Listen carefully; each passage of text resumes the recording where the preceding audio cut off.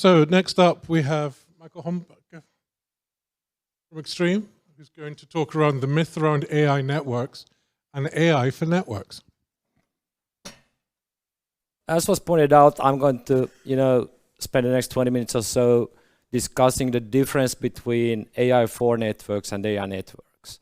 There's a distinct difference between these two, as I guess majority of you guys already know. Now, I will cover the both parts, giving you some examples of those. I guess the more important part for this audience might be the AI networks. So how do you build networks, coping with the amount of compute power you need to have for running AI models. Now to put this into some context, AI training models. If you talk about GPT-3, you have like 175 billion parameters, and this is unimodal. If you talk about GPT-4, you have like 1.8 trillion parameters, and that's multimodal. So now you can imagine that you need to have a pretty sufficient network to deal with this, including compute storage and the networking part. So this is kind of an intro just to the AI networks part. Now the flip side is AI for networks, which obviously indicates that you are going to use AI to do something clever within your network. So it could be things like adjusting parameters for Wi-Fi, RF channels, so on and so forth. Or if we start to look at the CSP networks for 5G, it could be a matter of defining a virtual slice, how you would configure the parameter for a virtual slice based on specifics. So on a high level, I want you to kind of understand the differentiation between AI networks being how you build the networks and AI for networks, how you use AI in a clever way for that. Now, talking about AI, you basically have, as we all probably know, a couple of waves. So I'm kind of pinpointing here to 4 waves. The first wave of AI started with the research ecosystem back in the 1990s, and that it can be seen as the foundation of where AI evolved in the first place. The second wave of AI allowed the access to HPC, so high performance compute, access to software, and a broad expanse of network accessible data, basically being the hyperscalers, right? The big inflection point for AI entering the mainstream wave is basically where we are today. And this is also where enterprises are starting to evaluate how AI can be used to accelerate business and reduce cost, as well as the agentic AI becoming the key thing here. Then wave 4, this is the shift towards more autonomous self-learning systems and use cases with less supervision than the previous waves. And the industry has been working on autonomous self-driving cars for decades. You probably all know or do recall the hype with 5G, URLLC, so being the autonomous car things that would have low latency. So that's kind of beginning to see daylight now, and going beyond the pilot stages to real-world implementations and even small-scale deployments. Now, this is an illustration of the more comprehensive picture beyond just AI ops. So I'm putting like just AI ops. And it's meaning basically that the platform with AI components, like you have the core, the LLMs, the RAGs, those all live in the core. And in such a platform, you will integrate conversational, multimodal, and agentic AI into one single networking platform. So this is kind of the platforming thing. And to kind of put some context into this, I'm going to actually use the Extreme Platform 1 for this, for you to understand, the context of these 3 components. So on the right-hand side, you basically have 3 components. You have the AI expert, and think of this as the conversational ChatGPT-like, where you can talk with it. So to give you an example on this, we have like 700,000 pages of manuals and user guides. Now, if you, for instance, want to understand how you configure a BGP ad path for a given node on a given platform, Now you would use this to basically give you an example of that with the CLI commands, how to configure it. You have the AI canvas. This is the interactive multimodal one that would show you things like top users, top applications, what have you. And you could pick and choose, do you want it in a graph mode, in a bar mode? How do you want it to be represented? And then the third one is the AI agents. This is the autonomous part where you tell what to do. So imagine that you have an AI agent living in your network. And assume now you have latency in your network, meaning that you need to do something. So you could have the human in the loop here, basically meaning that, okay, I want to change the bandwidth parameters for a given connection, and my AI agent actually discovered that this would remedy the problem. So it would ask me that, should the agent go and fix it, or do I want to go and do it? So this is the AI agent basically informing you of something with the intent of even fixing it if need be. Okay, so as we probably all know, Ethernet celebrated its 50th anniversary a couple of years back. So Ethernet is a 50 years old technology. And obviously we all understand that a lot of things has happened during these 50 years. It's not the CSMA/CD it used to be back in 73 when it was founded. Today you have Ethernet used in TSN, time-sensitive networking. You have Ethernet used for, or Ethernet becoming, you know, a technology that is moving into a lossless mode that I'm going to talk more about, talking about AI workloads. So I think the key thing here is to understand that Ethernet has come a long way. Ethernet is ubiquitous. It's everywhere. It's a given that you have an Ethernet connection wherever you go. So Ethernet speeds has increased, as we know, starting from the 10 meg to where we are today with 400 gig, 800 gig, 1.6 terabit. Why am I picking the 400, 800, and 1.6 terabit here? Well, due to the fact that obviously we are talking about AI, and those are critical speeds when you go into the AI networking part. So speed is a given, it is needed. Another thing with Ethernet which is pretty cool is that it's truly a, you have multiple vendors supporting it. You have a lot of interop happening. You're on the switches side, on the host sides, as well as the test equipment side.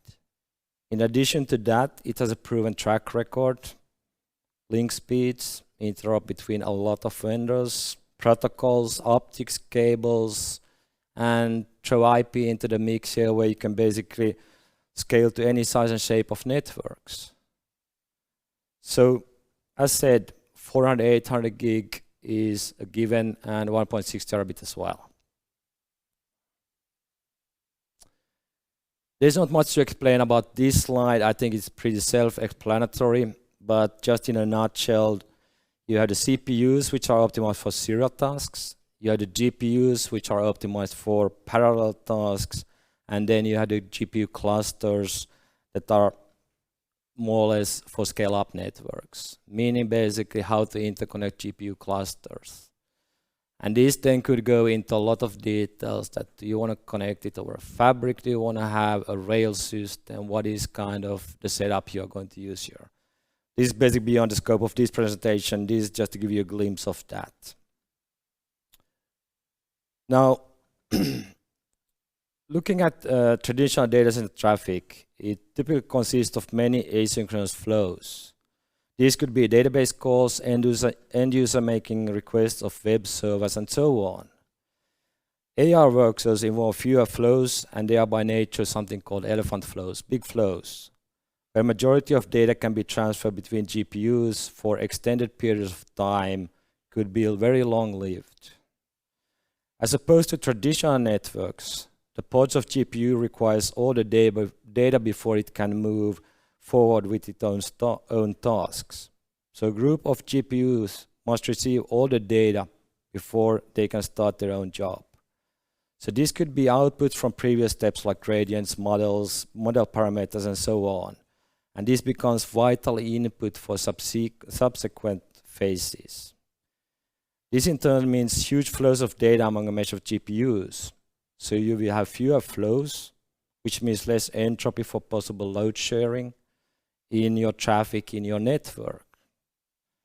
And since each GPU relies on data from another GPU, any stalling of one GPU, even for a few milliseconds, can lead to a cascaded effect, stalling many other, making the job completion time critical as the entire workload then relies on the slowest path in the network.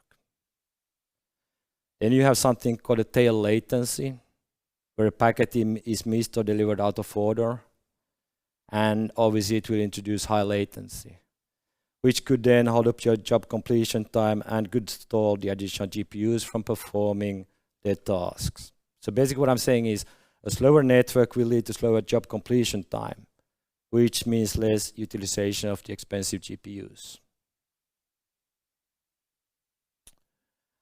So AI workloads do present new challenges to the current Ethernet networks, needing higher scale, higher bandwidth, multipathing, so on and so forth. Now, on the picture on the right-hand side, on the north side of the illustration, you basically see the front-end network. That's basically your legacy data center network where, you know, your web servers are, your database applications are, so on and so forth. You might have an architecture where you have some oversubscription on your leaf spine links. And this meaning that you have a claw architecture, a three-stage claw architecture with spine leaves. Now the southbound part of this picture shows how you have a backend network here. And that's where you start to connect in your GPU clusters. And as you can all appreciate the fact that you can't have oversubscription on those links. It needs to be a one-to-one parity on link speed. So everything needs to be so-called wire speed here. You're also seeing some acronyms like ROCE, so RDMA over Converged Ethernet, which is kind of becoming a key thing once you start to look at the losslessness nature that is required by running AI workloads. Now, as I was alluding to, that AI workloads do pose some challenges with things like seen on the slide here, just to pick a couple of one, incast. This happens when multiple sources target the same destination. So basically multiple senders to the same receiver. Could be something called the oblivious bulk synchronization. This is when the computation steps are interleaved with global communication steps that often synchronize processes. And this is also referred to as the three-dimensional parallelism for AI deep learning, with three components being number of processes, duration of computation, and then the size of communication. Then you basically have some deployment characteristics, confidential compute, so all traffic must be encrypted. You have multi-tenancy, need to manage thousands of such from a single host, and cost effectiveness, just to pick on a couple of ones. So how many of you have heard of Ultra-Ethernet Consortium? 1, 2, okay, 3, 4.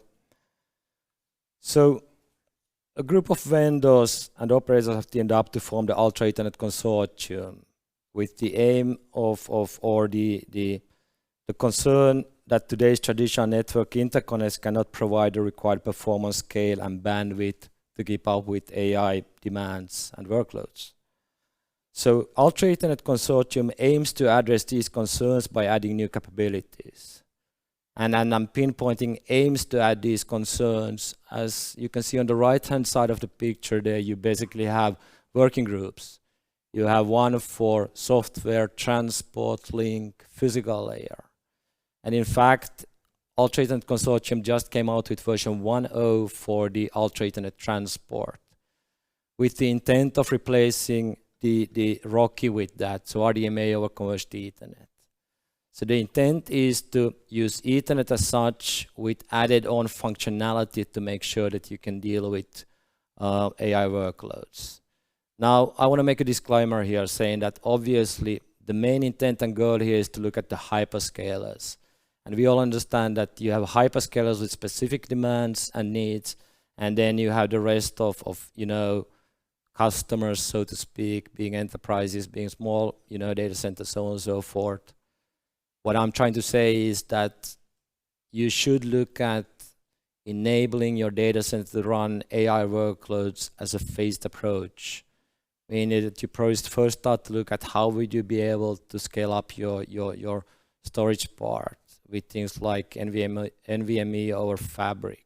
Then you go into starting to look, okay, so how can I deal with, RoCE-based things, so RDMA over Converged Ethernet, so on and so forth, and ultimately go to supporting whatever Ultra Ethernet Consortium is going to come up with as new kind of enhanced standards.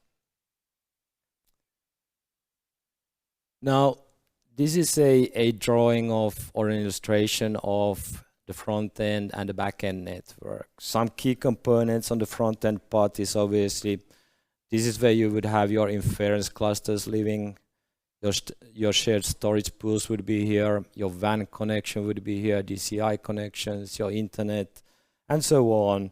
And then you would have your management network for training here as well. Then on the back end side, you would obviously then have your GPU compute fabric and your dedicated storage fabric.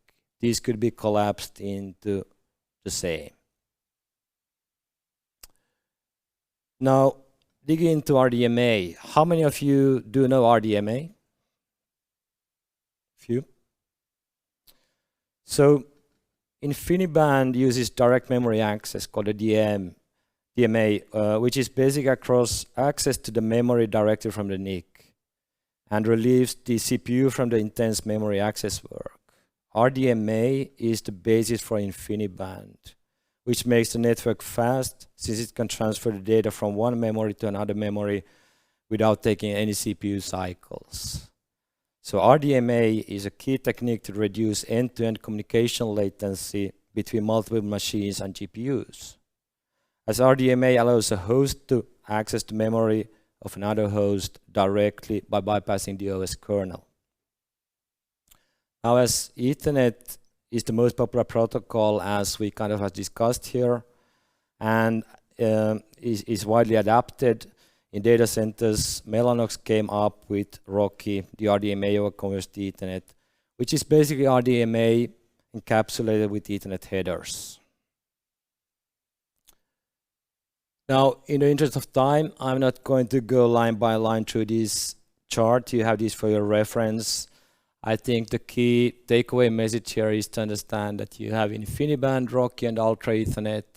You can see that you have multiple different mechanisms here in place for congestion management, loss, and the losslessness. Something I want to mention is that you have DCQCN, which is basically a data center quantized congestion notification, including PFC, so priority flow control, which is a link layer thing together with ECN, explicit congestion notification, which is kind of a good initial step to be able to start to run AI workloads in a data center. And then you can see the enhancements on the Ultra Ethernet side where they talk about packet spraying, they talk about a variety of different things here. So I said this is more for your reference here. Now, this is an IP fabric architecture. And why I'm picking this is because the AI data centers are like an evolution path of IP fabrics. I do believe we all know what an IP fabric is. It's an BGP VPN based fabric with an VXLAN overlay, which basically means that you can scale it out in any way, in any shape and form you want. Going from a 2-node construct, as you can see here on one of these being the compute part, to a 3-stage claw with a spine leaf layer, or a 5-stage claw with a spine leaf and a super spine layer. Now, just as a side note here, that you probably all know, I mean, you are coming from the CSP world, so you all know that 5G is the first generation of cloud-native mobile network technology, which basically means that 5G is using compute to run all the kind of critical services, 5G core. That's running on compute. So what I'm trying to say here is that fact being is that you basically build different sizes of fabrics, starting from small 2-node constructs to huge 3- and 5-state law, all are IP fabric architectures. Now, in the interest of time, I need to skim through this. This is just a reference model for, a front-end network, where I think, just to hit on a few key points here, one thing is that it's not critical for a front-end network looking at what you host on that network to have non-oversubscribed links. It's more critical on the back-end network to have non-oversubscribed links here. So what I'm showing here is a reference design using a 32 × 400 gig box as spine and leaf, where you can see that you have 3.2 terabits on all the connections being non-oversubscribed. I'm going to basically leave you with this last slide. I'm not going to go through this, but I want to actually pinpoint the fact that what I covered is the lowest part. So network is part of the GPU clusters. Obviously, to be able to run and provide, a platform for running AI workloads, there is much more components involved, as you can see, layer 1, layer 2, layer 3, and layer 4. So with that said, thank you for this. Thank you. A useful breakdown of the networks that we have to worry about in the future. Yes. Thank you, Mikael. Thank you.